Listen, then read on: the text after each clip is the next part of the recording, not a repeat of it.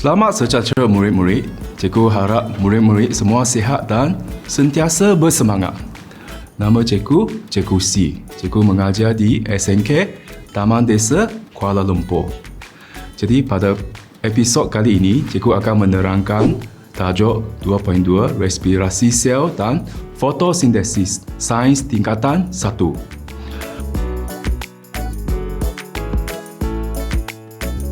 Sebelum cikgu mulakan pembelajaran kali ini, mari kita tontoni suatu demonstrasi dahulu.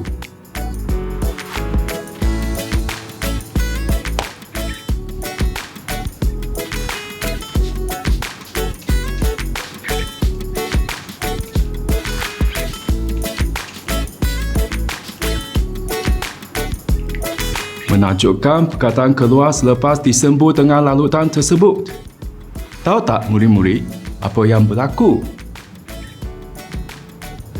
Ya, lalutan tersebut merupakan lalutan iodin dan ia menukarkan kertas putih yang telah disapu dengan kanji kepada warna biru hitam. Maka muncullah perkataan yang telah ditulis di atas kertas tersebut. Tahu tak makanan apa yang mengandungi kanji? Mari kita guna lalutan iodin ke atas makanan-makanan harian kita. Kita mulakan dengan roti dulu.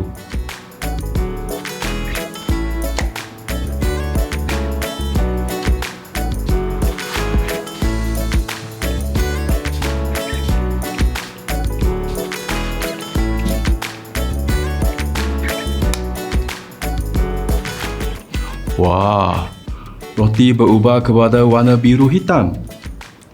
Dengan itu, ia menunjukkan roti mengandungi kanji. Mari kita cuba pula ke atas kentang yang kita makan.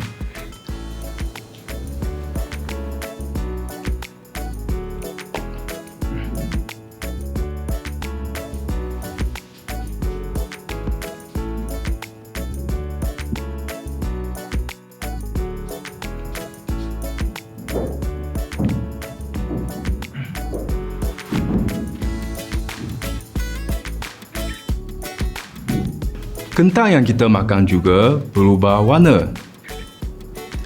Selepas 10 minit, kentang yang kita makan bertukar kepada warna biru hitam. Dengan itu, kentang juga mengandungi kanji. Boleh tak murid-murid senaraikan contoh makanan yang mengandungi kanji? Bagus sekali. Nasi, mi, ubi-ubi, pasta, spaghetti, pizza, donat dan lain-lain lagi. Kesimpulannya, iodin digunakan untuk menguji kehadiran kanji dengan bertukar warna kepada warna biru hitam. Tahu tak murid-murid apa itu kanji dan proses apa yang menghasilkannya? Ya, tumbuhan hijau menghasilkan glukosa menerusi proses fotosintesis dan kemudiannya disimpan dalam bentuk kanji. Tahu tak murid-murid tentang proses fotosintesis? Jom kita lihat objektif pembelajaran hari ini.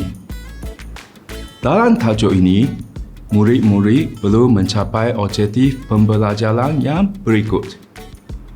Pertama, murid-murid seharusnya dapat berkomunikasi mengenai respirasi sel.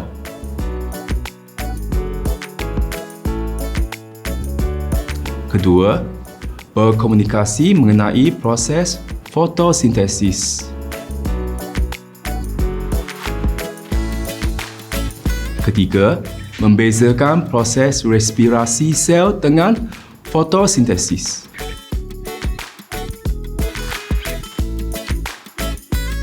Terakhir sekali, menerangkan berkaitan proses respirasi sel dan fotosintesis.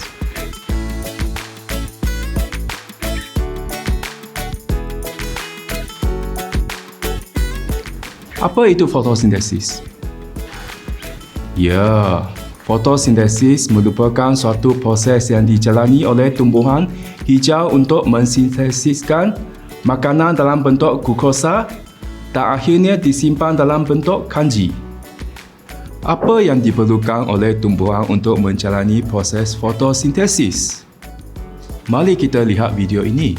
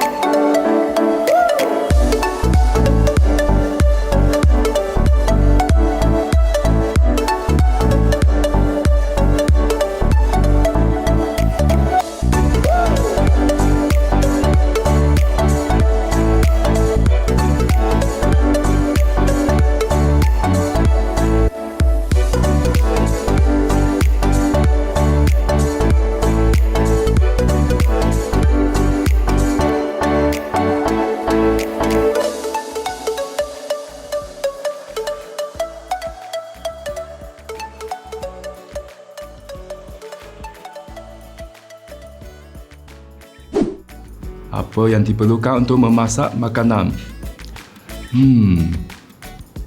Kita perlukan seorang tukang masak, api sebagai tenaga dan bahan-bahan masakan. Sebenarnya ia sama dengan proses fotosintesis. Mari kita lihat slide seterusnya. Untuk memasak, kita perlukan seorang chef atau tukang masak, bahan masakan dan api. Ia sebenarnya seakan-akan sama dengan proses fotosintesis.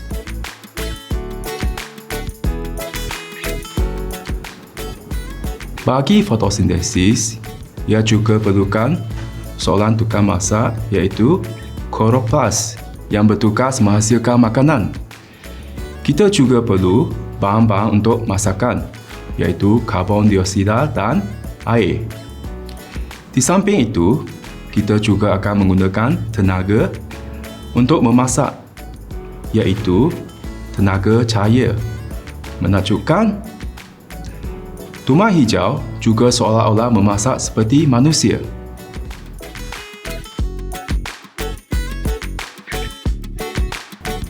Boleh tak murid-murid ingat apa yang diperlukan untuk tumbuhan menjalani proses fotosintesis? Ya, bagus sekali. Tumbuhan memerlukan karbon dioksida, air, kloroplas dan cahaya matahari untuk menghasilkan makanan dalam bentuk glukosa dan akhirnya disimpan dalam bentuk kanji serta oksigen kepada kita semua. Murid-murid tahu apa pula proses respirasi sel? Ya, mungkin ramai yang akan beranggapan bahawa respirasi sel itu proses pernafasan. Tetapi respirasi sel sebenarnya proses kita mendapatkan tenaga melalui penguraian makanan. Pada manusia sebenarnya seakan-akan sebuah enjin kereta. Tahu tak kenapa?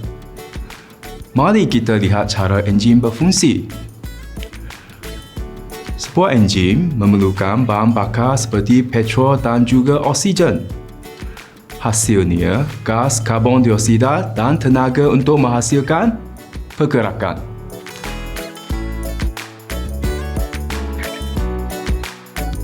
Badan manusia pula memerlukan bahan bakar iaitu glukosa atau makanan dan juga oksigen. Hasilnya, gas karbon dioksida juga dihasilkan. Dan yang paling penting sekali, ia memberi kita tenaga.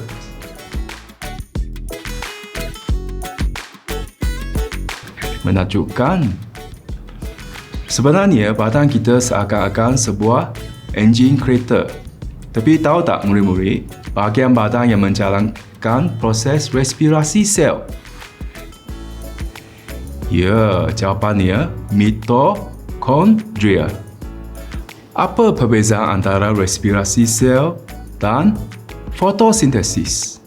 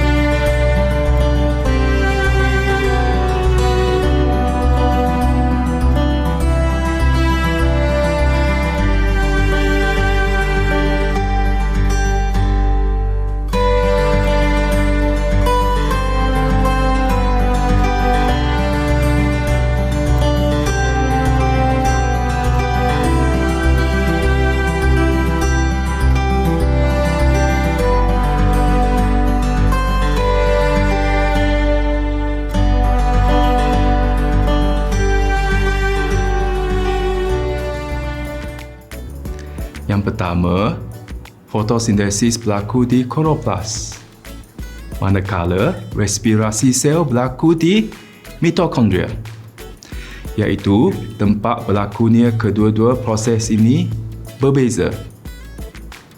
Dengan itu, hanya tumbuhan hijau dan mikroorganisma yang mempunyai kloroplas dapat menjalani proses fotosintesis. Respirasi sel pula boleh berlaku pada haiwan, tumbuhan dan mikroorganisma. Fotosintesis merupakan proses mengerak tenaga kerana ia mengerak tenaga cahaya matahari untuk menghasilkan makanan.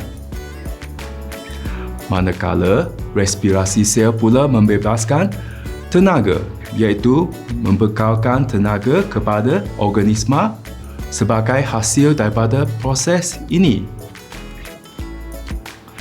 Daripada persamaan proses fotosintesis, kita dapat lihat tenaga berada di bahagian hadapan, iaitu prasyarat untuk fotosintesis berlaku. Tenaga pula berada di bahagian belakang persamaan respirasi sel sebagai hasil proses tersebut. Seterusnya, kita dapat lihat proses fotosintesis menghasilkan atau mensintesiskan glukosa. Respirasi sel pula menguraikan glukosa untuk menghasilkan tenaga.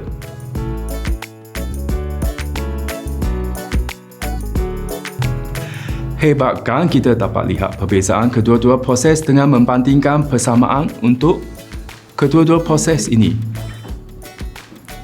Fotosintesis hanya berlaku apabila terdapat kehadiran cahaya sahaja, kerana cahaya merupakan suatu prasyarat untuk proses ini berlaku.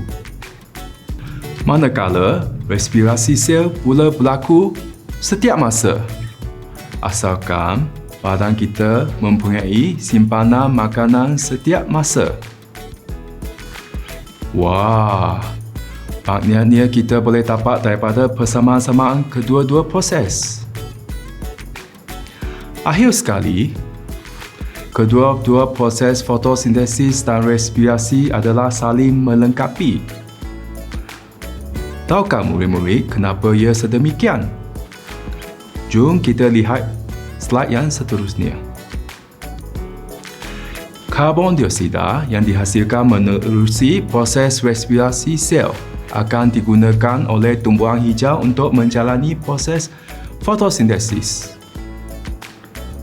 Oksigen yang dihasilkan menerusi proses fotosintesis pula akan digunakan oleh organisma untuk menjalani proses respirasi sel. Akhir sekali, glukosa yang dihasilkan menerusi proses fotosintesis akan digunakan oleh organisma untuk menjalani proses respirasi sel bagi menghasilkan tenaga kepada organisma tersebut.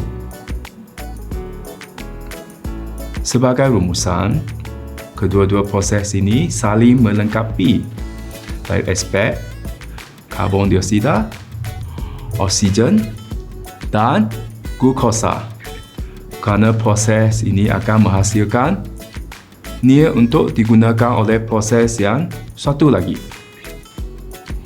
Maka, kita juga boleh menganggap gabungan kedua-dua proses ini sebagai suatu kitaran.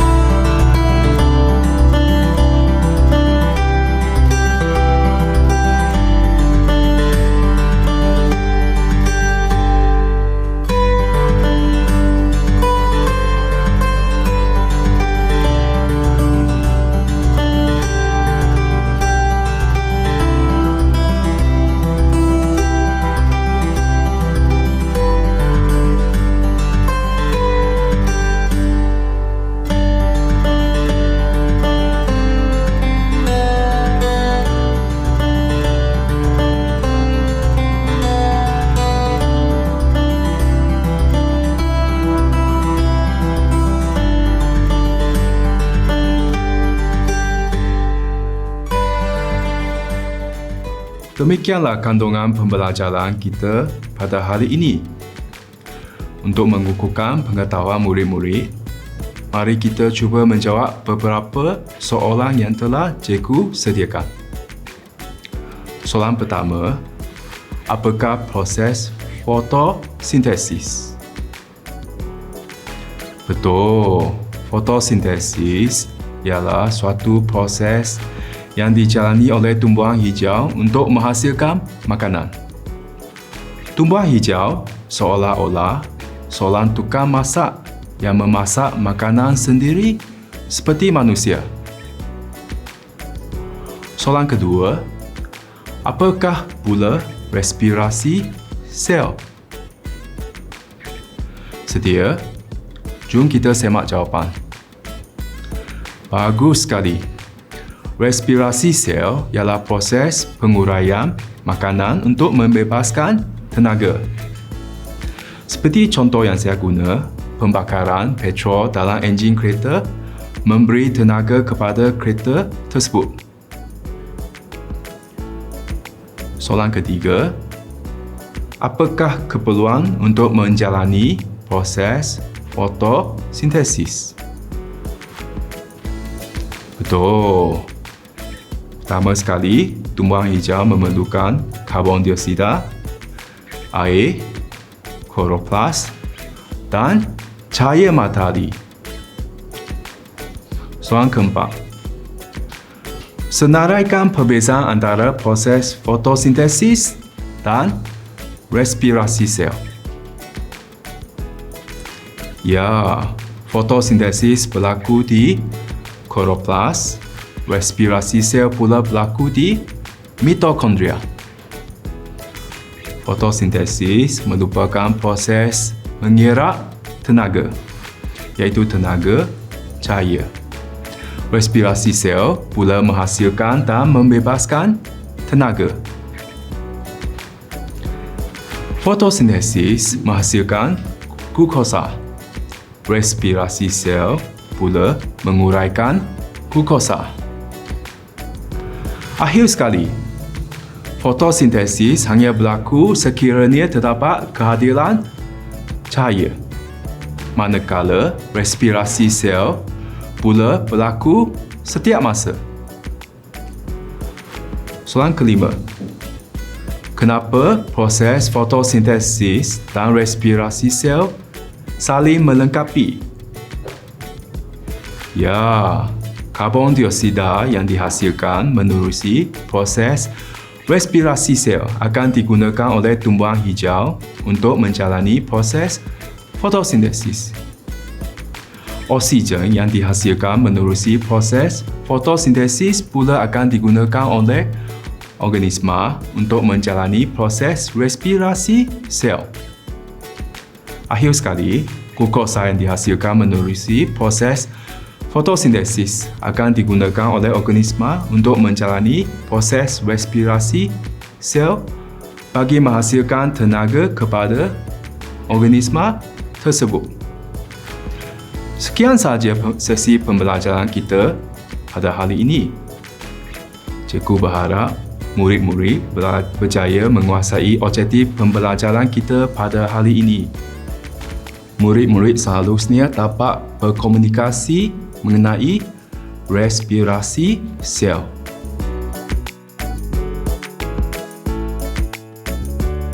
Kedua, berkomunikasi mengenai proses fotosintesis.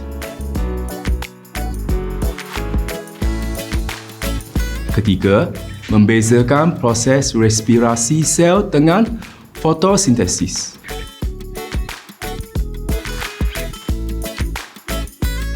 Dan akhir sekali, menerangkan berkaitan proses respirasi sel dan fotosintesis.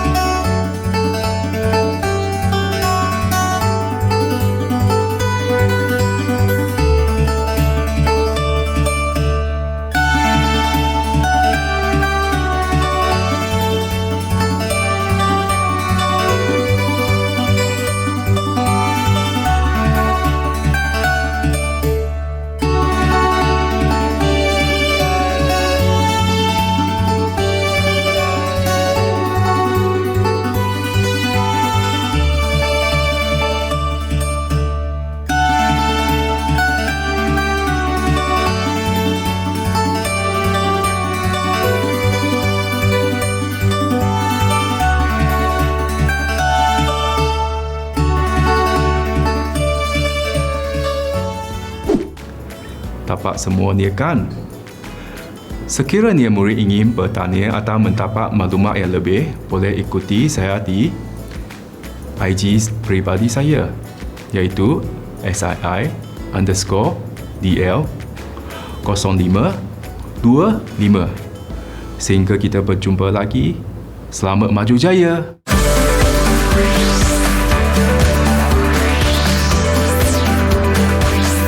Didik TV KPM